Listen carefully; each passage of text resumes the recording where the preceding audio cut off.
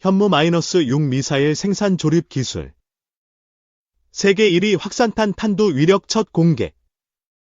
극한의 오차범위 성능. 대량 생산 돌입. 한국산 현무-6 날조라고 우기던 중국 충격.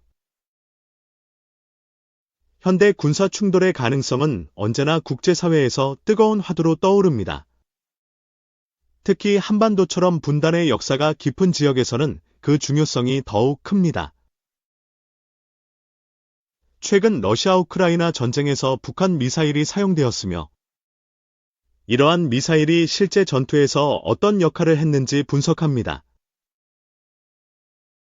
또한 한국의 현무 미사일 시리즈와 비교하여 두 나라의 군사적 전략 균형을 이해해 보겠습니다.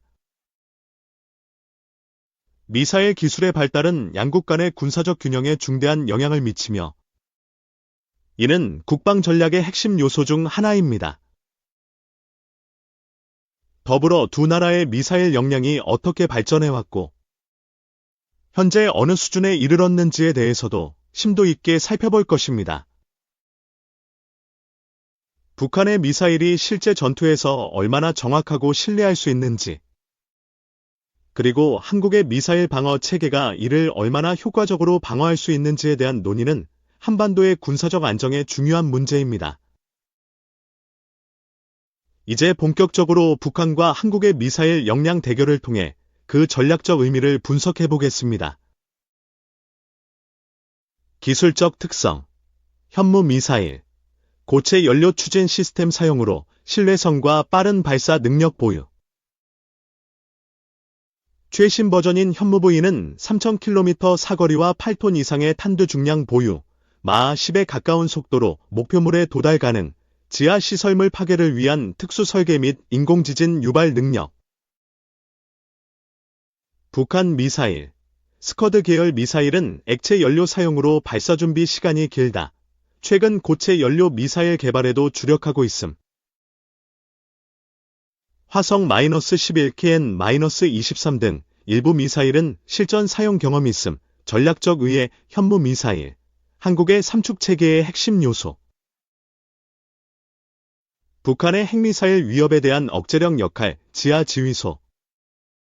핵미사일 기지 등 북한의 전략 자산 타격 목표.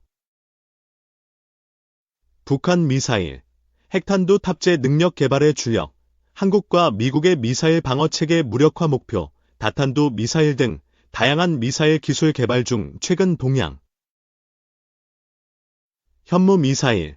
현무V 개발 완료 및 시험 발사 성공, 연간 70기 생산 능력 확보 목표, 함정 발사형 및 잠수함 발사형 변형 개발 중. 북한 미사일. 다양한 신형 미사일 지속 개발 및 시험 발사, 초대형 탄두 탑재 전술 탄도미사일 시험 발사 주장. 북한의 미사일과 러시아-우크라이나 전쟁. 최근 러시아-우크라이나 전쟁에서 북한의 미사일이 사용되었다는 소식이 전해졌습니다. 북한은 러시아의 이스칸데르 미사일을 개량한 KN-23을 전쟁에 투입했으며, 그 실효성에 대해 여러 군사 전문가들이 의견을 나누고 있습니다. KN-23은 약 500에서 600km의 사거리를 가지며 약 1톤의 탄두를 장착할 수 있습니다. 하지만 이 미사일의 정확성과 신뢰성에는 의문이 제기되고 있습니다. 전투 중 KN-23 미사일의 낮은 정확도는 그 효용성을 떨어뜨리고 있습니다. 이러한 문제는 북한의 미사일 기술이 여전히 많은 한계를 가지고 있음을 보여줍니다. 샤를 이세환 군사 전문가는 이러한 북한의 미사일이 실전에서 어떤 영향을 미쳤는지에 대해 깊이 있는 분석을 제공합니다. 유래. KN-23 미사일은 북한에서 개발된 단거리 탄도 미사일로 2019년 5월 처음 시험 발사되었습니다. 추진 시스템. 단일 단계의 고체 연료 추진 시스템을 사용합니다. 사거리.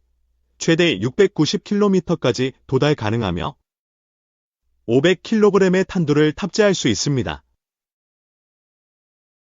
비행 궤적.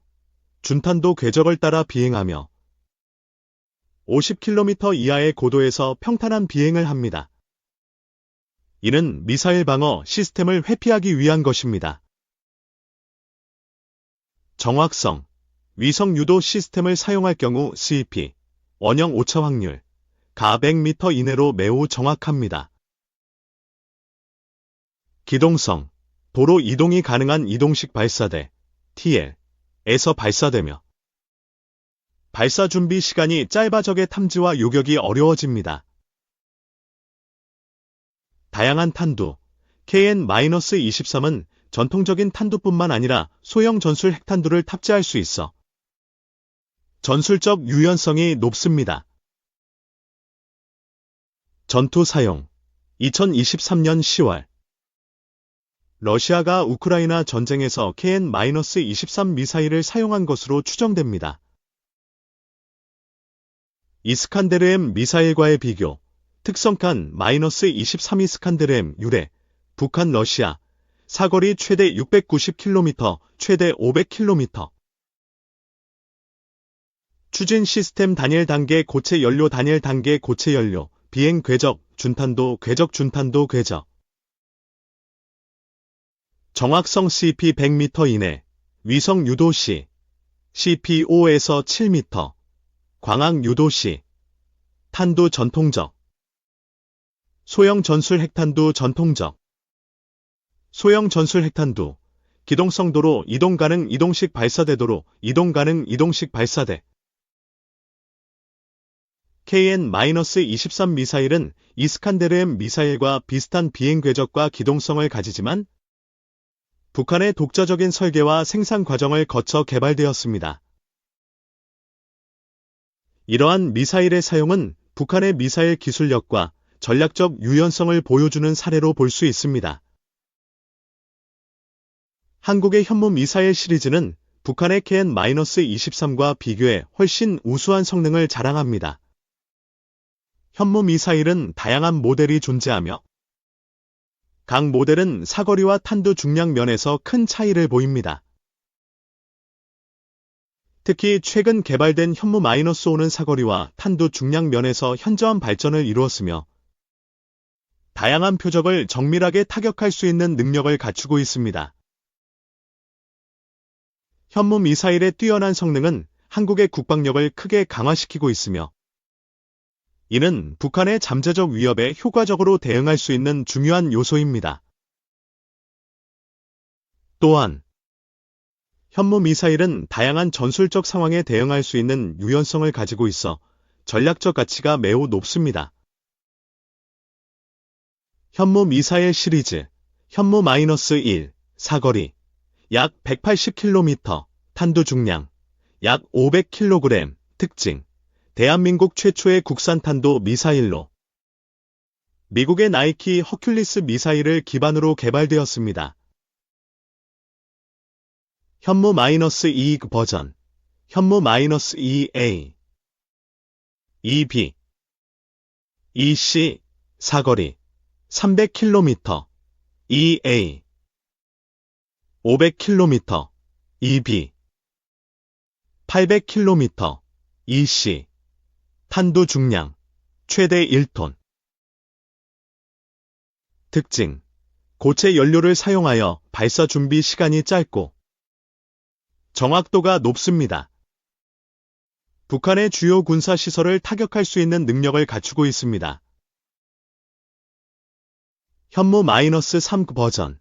현무-3A 3B 3C 사거리 500km 3A 1000km 3B 1500km 3C 탄두 중량 약 500kg.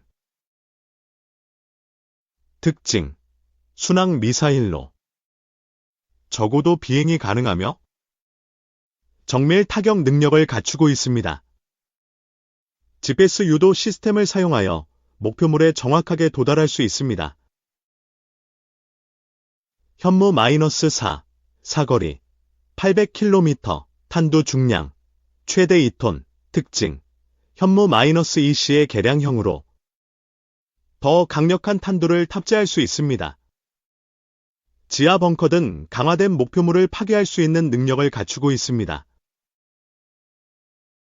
현무-5 사거리 3000km, 탄두 중량 8톤 이상, 특징 최신형 미사일로 마하 10에 가까운 속도로 비행하며 지하 시설물 파괴를 위한 특수 설계가 되어 있습니다. 인공지진을 유발할 수 있는 능력을 갖추고 있습니다. 북한의 미사일과의 비교, 북한의 미사일 중 캔-23은 러시아의 이스칸데르 미사일을 개량한 것으로 알려져 있습니다. KN-23은 준탄도 궤적을 따라 비행하며 고체 연료를 사용하여 발사 준비 시간이 짧고 이동식 발사대 TL에서 발사할 수 있어 기동성이 뛰어납니다. 또한 소형 전술 핵탄두를 탑재할 수 있어 전술적 유연성이 높습니다. 미사일의 품질과 신뢰성은 그 성능을 결정짓는 중요한 요소입니다. 북한의 경우 시험 발사에서 보이는 성능과 대량 생산된 미사일의 성능 사이에 큰 차이가 있는 것으로 알려져 있습니다. 이는 대량 생산된 미사일의 품질이 떨어져 실전에서의 신뢰성이 낮다는 것을 의미합니다. 반면 한국의 현무 미사일은 엄격한 품질 관리와 정밀한 제조 과정을 통해 높은 신뢰성을 유지하고 있습니다. 이는 한국의 미사일이 실제 전투 상황에서도 높은 정확도와 효율성을 발휘할 수 있음을 의미합니다. 따라서 두 나라의 미사일 기술 격차는 실제 전장에서 큰 차이를 만들어낼 수 있습니다. 북한의 미사일 위협은 한국에게 지속적인 위협 요소로 작용하고 있습니다. 이에 대응하기 위해 한국은 지속적인 미사일 기술 개발과 방어, 체계 강화에 힘쓰고 있습니다. 이러한 노력은 한반도의 군사적 균형을 유지하는 데 중요한 역할을 합니다. 북한의 미사일 기술이 계속해서 발전하고 있는 만큼 한국도 이에 맞서기 위해 끊임없는 연구와 개발이 필요합니다. 현무 미사일 시리즈는 이러한 한국의 노력의 일환으로 북한의 미사일 위협에 효과적으로 대응할 수 있는 능력을 제공합니다. 한반도의 군사적 안정은 북한과 한국의 미사일 기술 격차에 크게 의존합니다. 북한의 미사일이 러시아-우크라이나 전쟁에서 보여준 낮은 정확도와 신뢰성은 그 한계를 드러냈으며 한국의 현무 미사일 시리즈는 이러한 북한의 미사일 위협에 효과적으로 대응할 수 있는 강력한 무기체계입니다. 샤를 이세환 군사 전문가는 이번 유튜브 영상에서 두 나라의 미사일 기술과 그 전략적 의미를 심도 있게 분석했습니다. 이러한 분석을 통해 우리는 한반도의 군사적 균형을 이해하고 나아가 국방 전략의 중요성을 다시금 깨닫게 됩니다. 하마스, 미국 휴전한 즉시 합의 가능. 새로운 조건은 거부. 이스라엘과 전쟁 중인 하마스가 미국이 제안한 가자지구 휴전안에 즉시 합의할 준비가 됐지만 새로운 조건을 붙이면 받아들일 수 없다고 밝혔다. 11일 현지 시간 로이터 통신과 아프피 통신에 따르면 하마스 협상단은 이날 카타르 도하에서 중재국인 카타르와 이집트 대표들을 만나 이같이 밝혔다. 하마스는 지난 5월 조 바이든 미국 대통령이 제시한 3단계 휴전안에 따라 휴전에 즉시 합의할 의향이 있다며 그 어떤 당사자로부터 이 합의에 대한 새로운 조건을 거부한다고 강조했다. 3단계 휴전안은 이스라엘군이 가자지구 인구 밀집 지역에서 철수하면 6주간 휴전에 돌입해 하마스 피랍 인질과 이스라엘 내 팔레스타인 수감자 일부를 맞교환하는 1단계 내용을 담고 있다. 이후 휴전을 영구적으로 연장해 모든 하마스 피랍 인질을 석방하면 이스라엘군이 가자지구에서 철수한 뒤 2단계 폐허로 돌변한 가자지구를 재건하고 사망인질 유해를 유가족에게 인도하는 3단계 과정으로 이어진다.